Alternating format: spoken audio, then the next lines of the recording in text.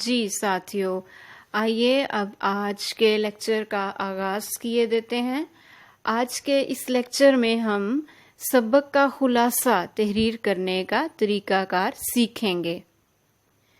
خلاصہ سے مراد کسی بات کا نچوڑ یا کسی چیز کا اہم حصہ۔ اس میں سب سے پہلے ہم اہم نکات برائے خلاصہ پڑھتے ہیں۔ نمبر 1، سبق کا 3 مرتبہ بغور مطالعہ کریں اور ہر پیراگراف کے اہم نکات اخذ کریں۔ خلاصہ لکھتے وقت کن چیزوں کو مد نظر رکھنا ضروری ہے؟ یہ بہت بڑی غلطی ہوتی ہے کہ کسی کتاب سے خلاصے کو رٹا مارنا۔ عزیز طلباء و طالبات، یہ رٹا مارنے یا یاد کرنے والا سوال نہیں ہے، یہ سمجھنے والا سوال ہے۔ سب سے پہلے بنیادی اصول سمجھیں۔ اردو کا ایک اصول ہے، آپ سب جانتے ہیں کہ سبق کے مختلف پیراگراف بنے ہوتے ہیں۔ ایک اہم اصول ہے کہ ایک پیراگراف میں کوئی ایک ہی مرکزی نقطہ ہوتا ہے، یعنی ایک اہم بات کے لیے مصنف ایک پیراگراف بناتا ہے، اس میں دوسری اہم بات نہیں ہوتی، ایک ہی اہم بات ہوتی ہے۔ اگر مصنف کو دوسری اہم بات تحریر کرنی ہے تو وہ نیا پیراگراف بنائے گا۔ لہٰذا آپ سب سے پہلے یہ کریں کہ سبق کا 3 مرتبہ بغور مطالعہ کریں اور ہر پیراگراف کے اہم نکات اخذ کریں۔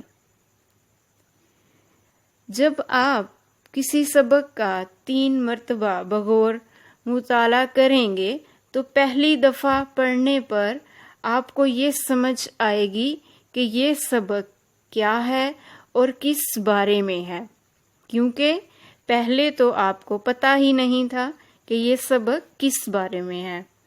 دوسری دفعہ پڑھیں گے تو کچھ بنیادی چیزیں آپ کو واضح ہوں گی، اور تیسری دفعہ پڑھیں گے تو آپ کو بغور مطالعہ کرنے کا موقع ملے گا اور آپ کو سبق کی سمجھ آنا شروع ہو جائے گی۔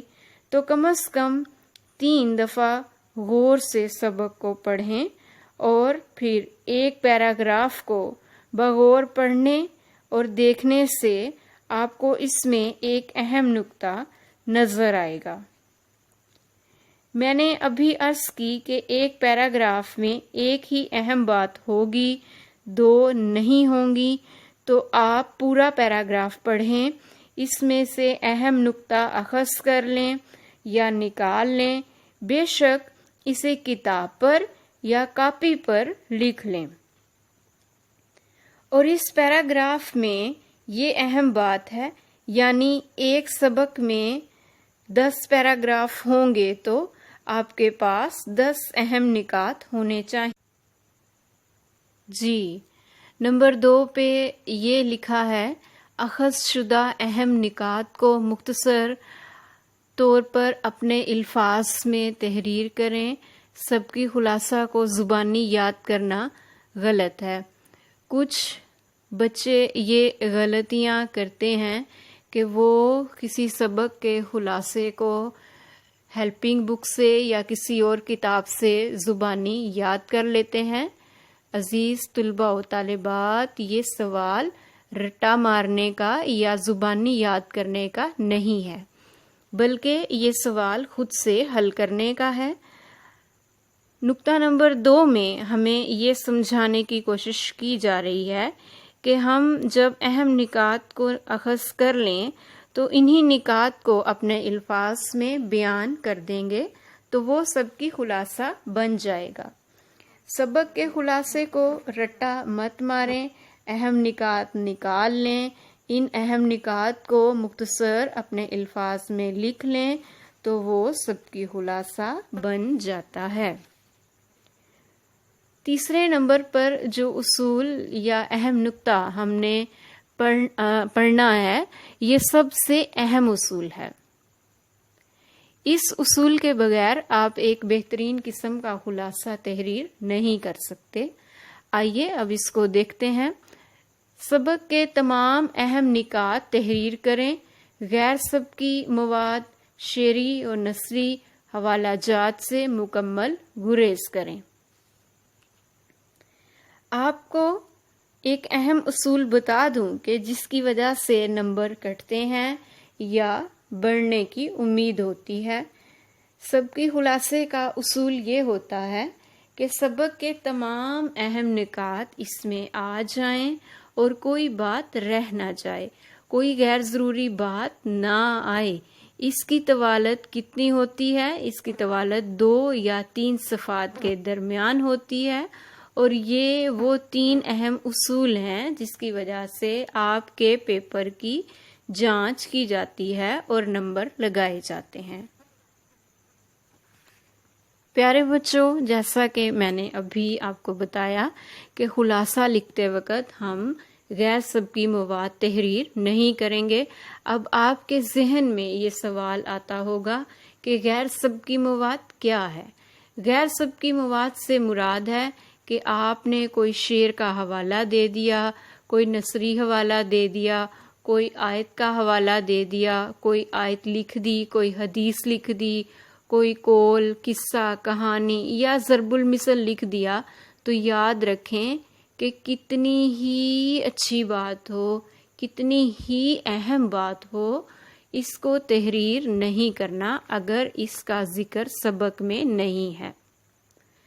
اگر کوئی حدیث، آیت یا کوئی اچھی بات یا قول سبق میں اس کا ذکر ہے تو آپ اس کو خلاصے میں تحریر کر سکتے ہیں، ورنہ آپ اس بات کو چاہے وہ کتنی ہی اچھی ہو سبق کے خلاصے میں تحریر نہیں کریں گے۔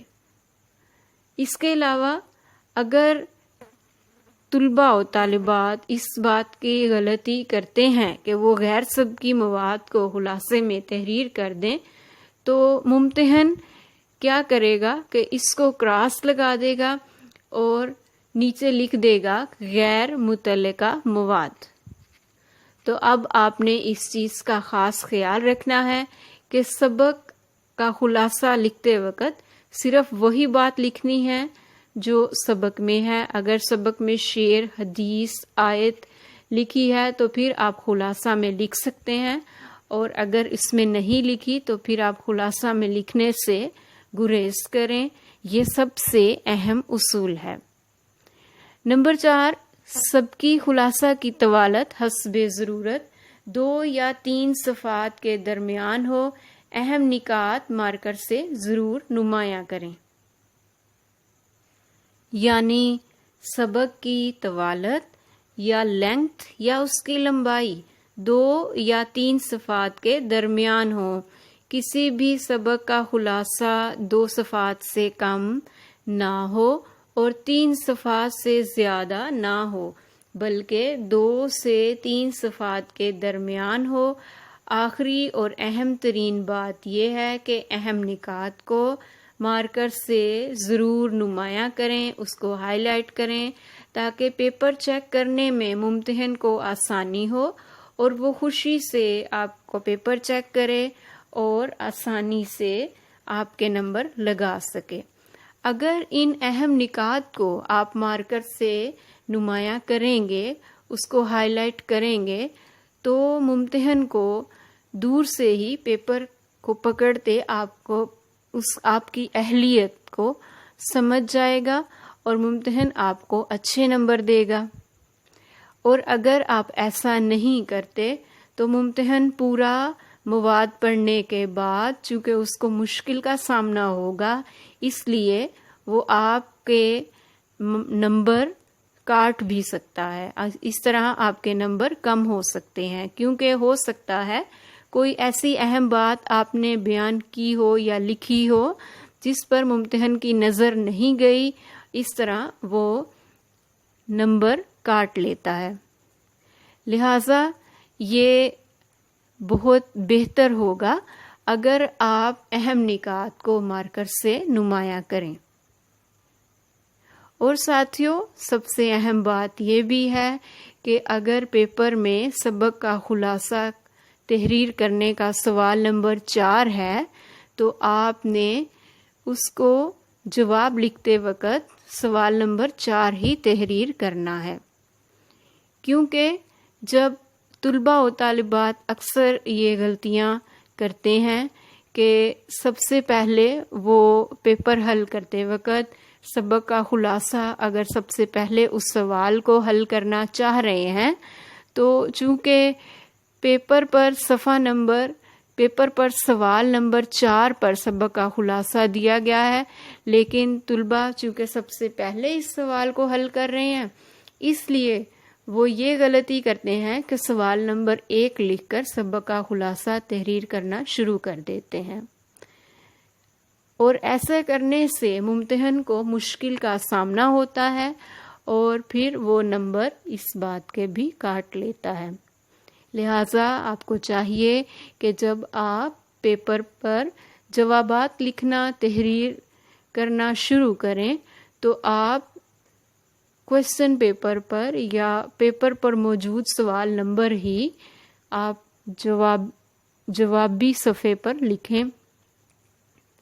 اگر وہاں پر سوال نمبر 4 ہے خلاصے کا تو آپ سوال نمبر 4 لکھیں، چاہے وہ آپ شروع میں کر رہے ہیں سوال، درمیان میں کر رہے ہیں یا آخر میں کر رہے ہیں، اور اگر سوال نمبر 5 ہے تو سوال نمبر 5 لکھیں۔ جی ساتھیو، آج کے اس لیکچر میں ہم نے کیا سیکھا؟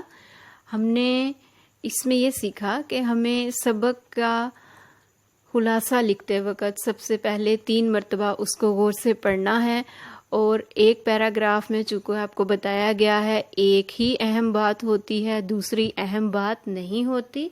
اگر مصنف کو دوسری اہم بات لکھنی ہے تو وہ دوسرا پیراگراف لکھتا ہے، اور پھر اس پیراگراف کو غور سے پڑھنے کے بعد اس میں سے جو ایک اہم بات آپ نے اخذ کی اس کو آپ کاپی پر یا کتاب پر ہی لکھ لیں۔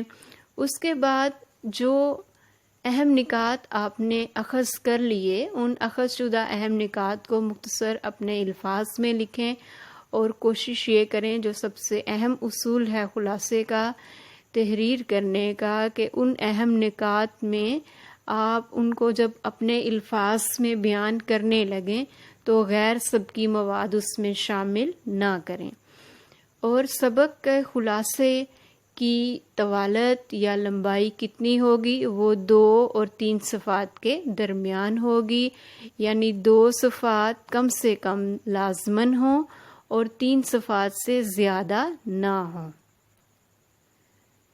اور اہم نکات کو مارکر سے ضرور تحریر کریں، اس سے آپ کو نمبر زیادہ ملنے کے چانسز بڑھ جاتے ہیں۔ ساتھیوں، میں نے کوشش کی کہ آپ کو آسان سے آسان الفاظ میں سمجھا سکوں۔